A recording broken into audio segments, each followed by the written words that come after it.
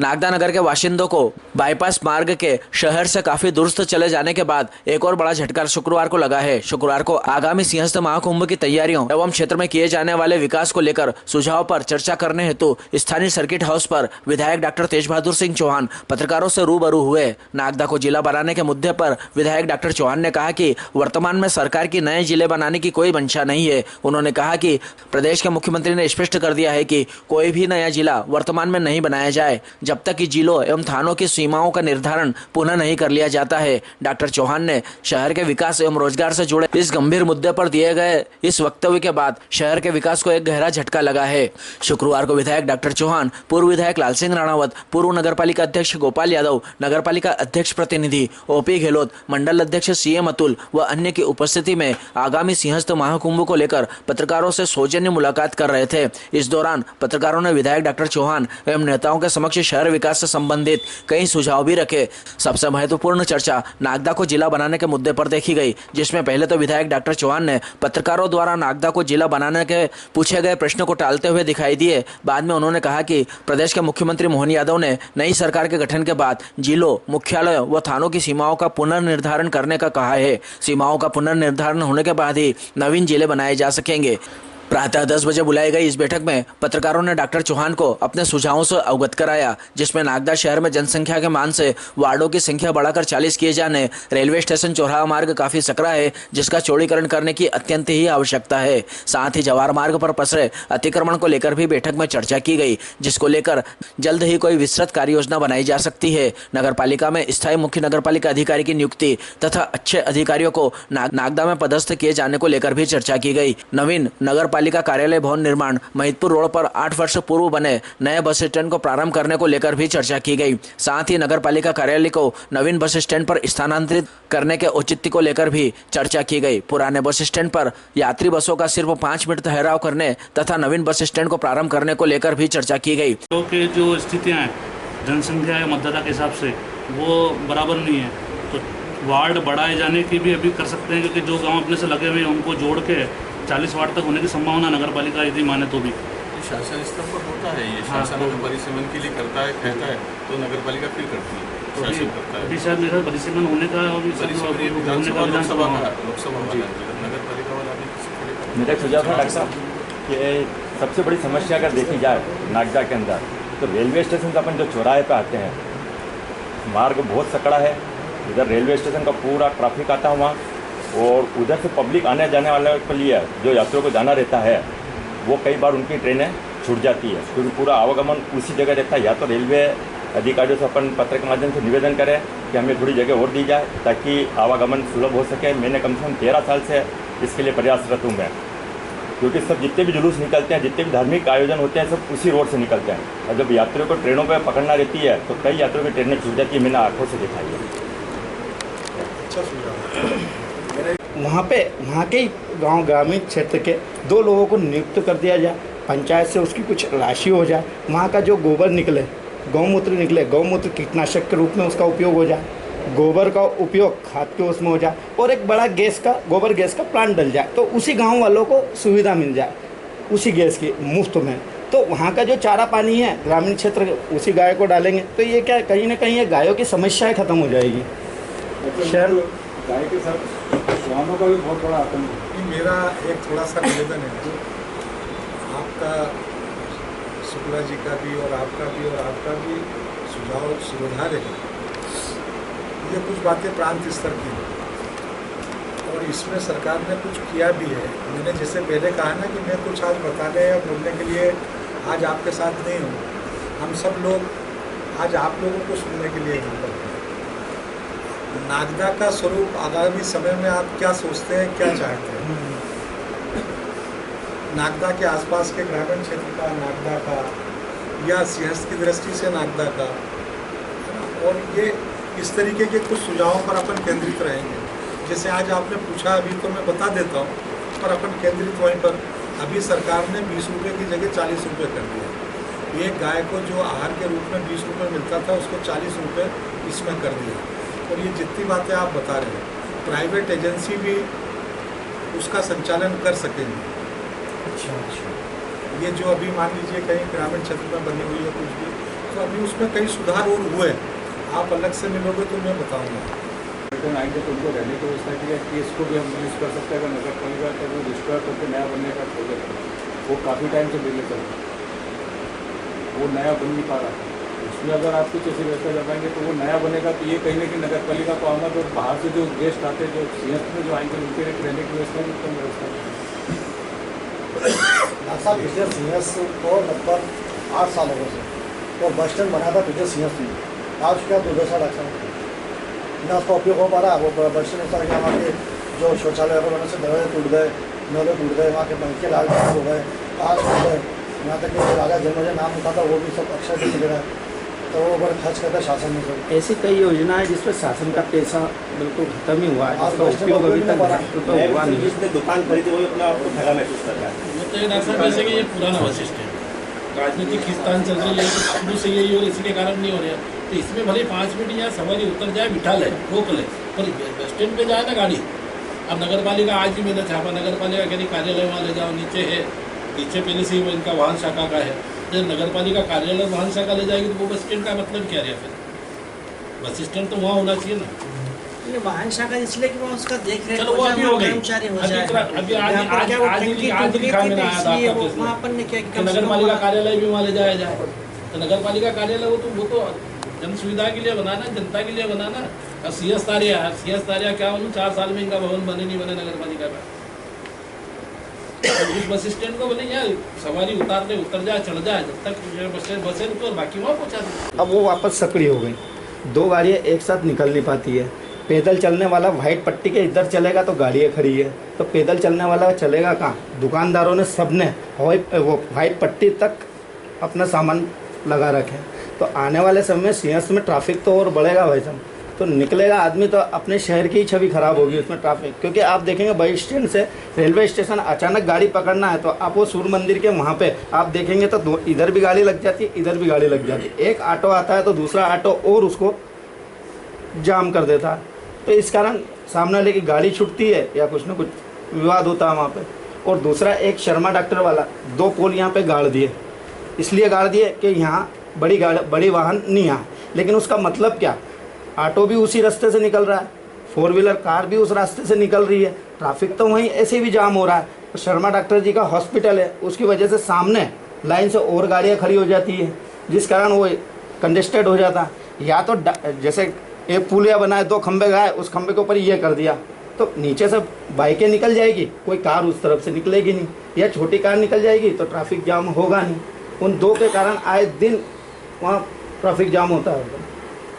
मैं सर एक चीज़ और थी, जैसे ठिकाना बहुत पैसा खर्च करना करोड़ रुपए की सड़कें हैं, दोनों में पानी भरा जाता है, तालाब बन गई, बीच में ही चल पाता है आदमी। अभी पेट्रोल पंप क्या देख लो कितना पानी भरा रहता है। बैंक ऑफ इंडिया जाएंगे तो रास्ता पूरा जाम हो जाता है। शेषशाही कॉलेज के सामने देखेंगे तो वो सामने वाली जिसकी ज़मीन है उसके सामने खड़े रहने के वो पैसे ले रहा है 30-30 हज़ार रुपये महीना। नगर पालिका को रोड नहीं बनाने दिया उस आदमी ने, उसके बावजूद नगर पालिका उस पर कार्रवाई नहीं कर पा रही है। SBI के सामने जाएंगे तो रोड तक सड़क पे जो है गाड़ियाँ खड़ी हो जाती है, उसके बाद में वहाँ से निकलने का रास्ता नहीं अभी है। एक नर्सरी वाले को बिठा लिया था उसने उस रोड पे, 30,000 रुपये किराया लिया।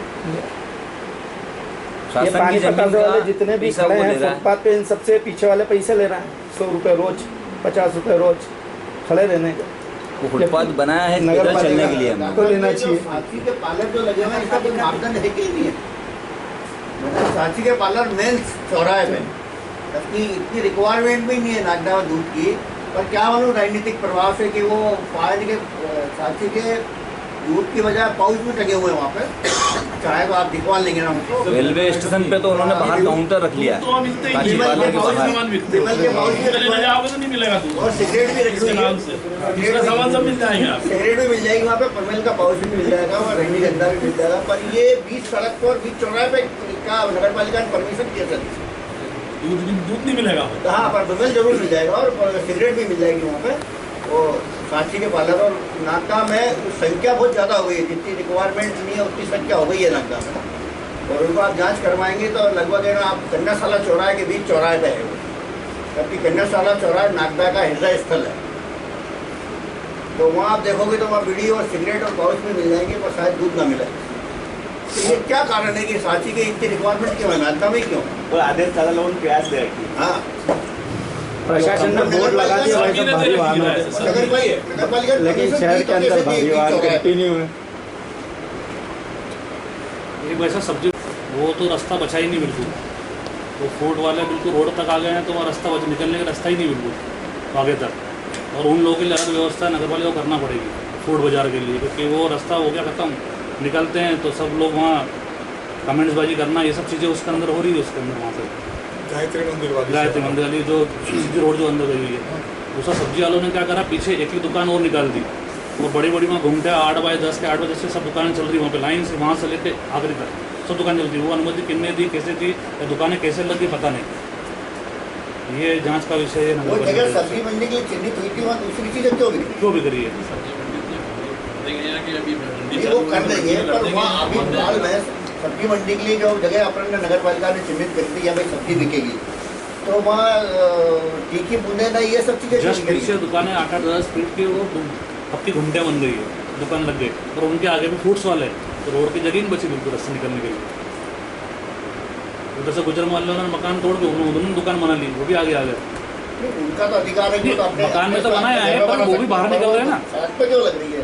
तो दूसरी दुकान अपने सब्जी की दुकान देना है वहाँ पे, तो सब्जी के अलावा और दूसरी दुकान ही क्यों लग रही है? और वहाँ पर एक पानी की टंकी है, वहाँ पर काली सब समझ, वो पानी टंकी वहाँ से उठा के अपन उसको जिम में कहीं पे शिफ्ट कर सकते हैं, वो पूरा रोड जो है वो खुल जाएगा वहाँ से, क्योंकि वो आधा रोड तो वो टंकी घेर लेती पानी की वहाँ पे सेट के सामने। हाँ, थोड़ी सी आगे। तो वो नल चालू है कि बंद है? नहीं, वो चालू सेट के सामने इस साइड की नहीं, इस साइड नहीं, इधर जहाँ वो प्याऊ लगाया था सब्जी लगती है, चाट सब्जी मंडी में, वो चाट के वहाँ पे जो लगी हुई है, वो बहुत बड़ी जगह घेर रखी है, वो पूरा रोड वहाँ से अपन निकल नहीं पाते हैं। और वो मेरे को लगता है जीवित टंकी है, तो शिफ्ट कर सकते हैं, पानी भरता है और पानी का उसका यूज में होता है, उसको अपने जिम में शिफ्ट कर। पूर्व घोषणा होगी जो कि आपके सीएम के द्वारा। आपसे कह रहा हूँ कि मैं आज किसी विषय पर बोलना नहीं चाहता, मैं आज आप लोगों को सुनना चाहता हूँ, आप लोगों के ही सुझाव जिले के लिए आप प्रयास करें। देखिए, जिले के मामले में आप लोगों को यदि ध्यान में आता हो तो अब मध्य प्रदेश में हमारे यशस्वी मुख्यमंत्री जी का एक अपना अलग दृष्टिकोण है। शायद मैं जब कहूँगा तो आपको स्मरण में आएगी वो वाली बात। मैं नागदा को जिला बनाना नहीं चाहता हूँ, ऐसा नहीं है, मैं भी चाहता हूँ उन सारे प्रयासों में उस समय हम भी सब लोग साथ में रहे, लेकिन सरकार जब अभी नई बनी और माननीय मुख्यमंत्री जी जब नए बने तो उन्होंने मध्य प्रदेश में बहुत स्पष्ट बात कही, और वो बात कौन सी कही कि फिलहाल नए जिलों पर अभी विचार नहीं। अभी आप में से यदि कुछ लोगों को ध्यान में हो तो पूरे मध्य प्रदेश भर के थानों का परिसमय भी उन्होंने नया कर दिया। कोई गांव है और उसका महिदपुर रोड की थाने की दूरी उसकी 5 किलोमीटर है, पर नागदा में 12 किलोमीटर है, पर वो गांव लगता है नागदा में। ऐसे सारे गाँवों को, सारे मोहल्लों को दूरी के हिसाब से संतुलित करके थानों का भी उन्होंने परिसीमन कर दिया। ऐसे लगभग हर ऐसे विषय जो पब्लिक के साथ जुड़े हुए हैं और जहाँ जहाँ भी असंतुलन है उस असंतुलन को मिटाने का काम तेज गति से मध्य प्रदेश में चल रहा है। जिलों को लेकर भी उनका इसी तरीके का मत है कि जैसे इंदौर में पीथमपुर, अब इंदौर का पीथमपुर इंदौर से लगा हुआ है, लेकिन उसका जिला मुख्यालय धार है। मान लीजिए कोई जिला उसकी जनसंख्या 5 लाख और कोई जिला उसकी संख्या 25 लाख, तो जनसंख्या का संतुलन हो, दूरियों का संतुलन हो, भौगोलिक दृष्टि से संतुलन हो, जिला मुख्यालय केंद्र पर हो, ऐसी बहुत सारी बातों को ध्यान में रखकर मध्य प्रदेश के लगभग सब जिलों का इसी बिंदुओं के आधार पर, और जब ये पूरे मध्य प्रदेश भर का पूरा हो जाएगा तो ये मध्य प्रदेश के जो वर्तमान प्रचलित जिले हैं इनमें से कौन सी तहसील शामिल होगी, कौन सी नहीं होगी, कौन सी रहेगी, किसमें क्या परिवर्तन आएगा, किसका मुख्यालय क्या बदलेगा, तो पहले ये सारा सब होने के बाद नए जिले की कल्पना उसके बाद होगी। अभी पहले सरकार इस दिशा पर काम करे। अब वो जो भी होगा, मैंने विषय फिर मध्य प्रदेश के जिलों का स्वरूप किसमें का होगा। मैं ये नहीं कह रहा कि कोई जिला खत्म हो जाएगा या कोई बढ़ जाएगा या कोई कम हो जाएगा, पर सारी रचना उसी जो सारी रिपोर्ट तैयार होगी उस आधार पर ही होगा। हो सकता है मध्य प्रदेश के जो आज 1 जिले हैं वो 2 जिले हो जाए। मान लो इंदौर एक जिला है, उसमें आपका मऊ भी आ रहा है, देपालपुर भी आ रहा है, आपका सांवेर भी आ रहा है। मैं एक उदाहरण दे रहा हूँ, हो सकता है इंदौर शहर जिला अलग हो जाए, इंदौर देहात जिला अलग हो जाए, या ऐसा भी हो सकता है कि इंदौर शहर भी बहुत बड़ा हो गया, इंदौर का पूर्वी जिला अलग हो जाए, शहर का पश्चिमी जिला अलग हो जाए, या पीथमपुर इंदौर में शामिल हो जाए, धार से बाहर हो जाए। ऐसे बहुत सारे उदाहरण, और जो बात आपने जिसे कही ये भी संभव है, ये भी संभव है कि हो सकता है किसी जिले की कोई तहसील आज किसी जिले में, पर वो नज़दीकता के हिसाब से किसी दूसरे जिले में चली जाए। आज जिला मुख्यालय किसी जिले का ए है, हो सकता है बाद में उसका जिला मुख्यालय बी हो जाए। तो ये इस पर रिपोर्ट चल रही है, और सारी कार्रवाई होने के बाद नए जिलों की संभावनाओं पर उसके बाद ही विचार होगा, उस पूरी रिपोर्ट के बाद। और उस पर प्रक्रिया को मैंने प्रारंभ भी किया है, और मैं चाहूँगा कि आने वाले दिनों में जब एक एक चीज़ आपके सामने प्रकट होगी और प्रशासन उस पर अपनी कार्रवाई करता हुआ दिखेगा, तो उस समय मुझे लगता है कि सबसे बड़ा सहयोग एक मानस तैयार करने में, पब्लिक के मानस को तैयार करने में, पब्लिक का सहयोग अर्जित करने में, और प्रशासन को भी मजबूती प्रदान करने में कि जो कार्रवाई की जा रही है वो उचित है। आप लोगों की भूमिका सबसे ज़्यादा महत्वपूर्ण है, और उस समय अपन सब लोग नगर हित को ध्यान में रखकर उस चीज़ों को समर्थन करेंगे, अधिकारियों के साथ, प्रशासनिक और शासन के साथ व्यवस्था में साथ में रहेंगे, तो मुझे लगता है कि उसको और ताकत मिलेगी। और अपन एक के बाद ये जितनी भी बातें आपने नगर वाली कुछ बताई हैं, ये क्रमशः एक के बाद इम्प्लीमेंट इसमें होना चालू होता हुआ दिखेगा।